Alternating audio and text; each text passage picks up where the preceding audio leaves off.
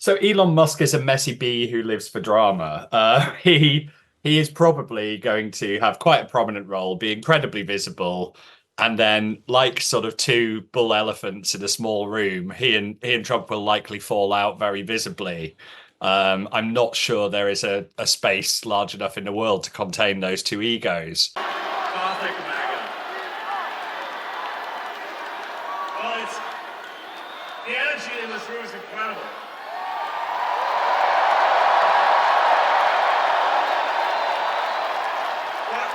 What a great group of people. All right, I've only got one question for you, and then I'm getting out of here because this is your stage.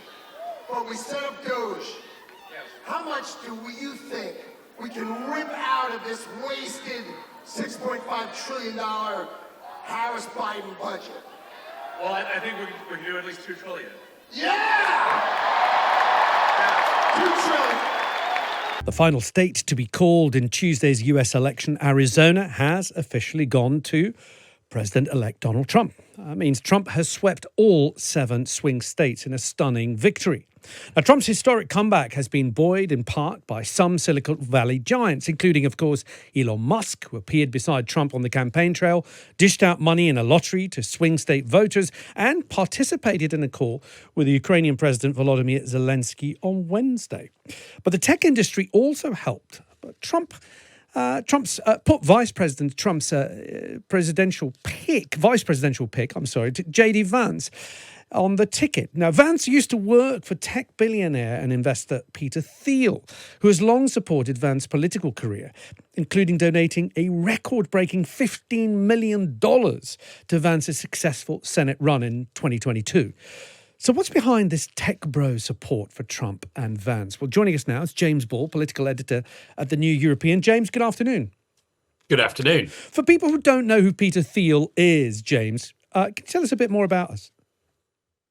So Peter Thiel is one of the co-founders of PayPal, and he has a bit of an interesting history with it. PayPal merged with a company called X, which was founded by Elon Musk, which was trying to do much the same thing. And they had a horrendous row over whether their payments company that they were trying to make friendly and not look dangerous in the early days of the internet should be called PayPal or X. Elon Musk was the CEO and Peter Thiel kicked him out. But sorry, my cat's weighing in as well for some reason. But Thiel is not a liberal. He's never been a liberal. He started a very sort of conservative publication when he was at Stanford. He's always been a culture warrior. He, oddly, when he edited his Stanford newspaper, published quite a lot of very homophobic pieces. And Peter Thiel is gay and married to a man. And so he's always had this sort of very libertarian right-wing vision. And these days, he owns a surveillance company called Palantir, named after the Lord of the Rings surveillance stones that actually drive anyone who uses them to madness or to evil, as an aside. Right. Which has huge government contracts. But he's sort of, for a long time, he's been seen as the leading conservative billionaire in technology with a big sort of network behind him. Elon Musk might have overtaken him here, but they're not ideologically all that different these days. And what about his connection to J.D. Vance? A lot of people pointing out that Donald Trump will be, if not the oldest, I think one of the oldest presidents to be inaugurated. He's 78 now, means he'll be 82 when his term comes to a close. A lot of people are looking at that natural successor to the Make America Great Again movement. Some people are looking towards Donald Trump Jr. Others are looking at J.D. Vance. And J.D. Vance is closely connected to Peter Thiel. What is that connection there? So, I mean, it's quite simple. Peter Thiel was J.D. Vance's boss, right. And kind of also his mentor and his way through. In America, the right wing has been a lot better at kind of spotting talent and grooming them into success and then into politics. I use grooming a little advisedly, given how the US right wing throws that word around. But Thiel himself started off more as a commentator and a provocateur. He wrote a book about diversity before he ever went into tech, let alone before he went into venture capital. And in a way, he sort of saw in J.D. Vance someone doing quite a similar route to him.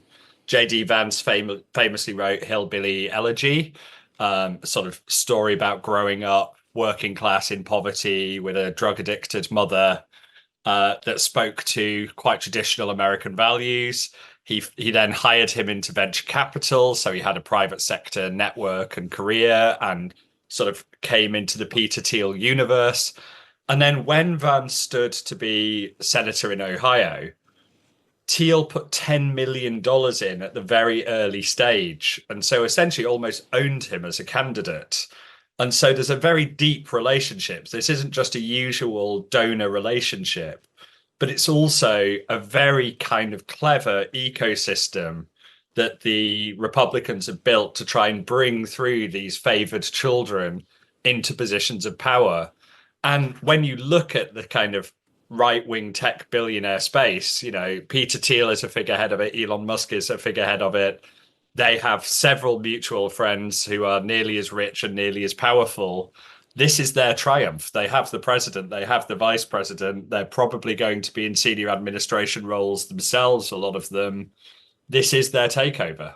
Well, that was going to be my final question. Are we likely to see Peter Thiel in some sort of administrative role? It's rumoured that Elon Musk will have some sort of role in the Trump administration. Maybe not, of course, all remains to be seen. But what about Peter Thiel? So Elon Musk is a messy bee who lives for drama. He is probably going to have quite a prominent role, be incredibly visible, and then, like sort of two bull elephants in a small room, he and Trump will likely fall out very visibly. I'm not sure there is a space large enough in the world to contain those two egos. Thiel does not like attention. He was outed by a blogging network called Gawker as gay, and years later got revenge by bankrupting them by funding a lawsuit from Hulk Hogan. He is a backroom operator. He will want to have a lot of influence about who goes where and what they do, but he will not, I don't think. I mean, anything can happen, but I would be very surprised if he took a visible role. He much prefers to work slightly in the shadows. He likes that image of, the man behind the scenes, and he likes to be an unknown quantity. So I think you'll see Musk take a role, but not Peter Thiel. James, thank you so much for giving us your time. Really appreciate it.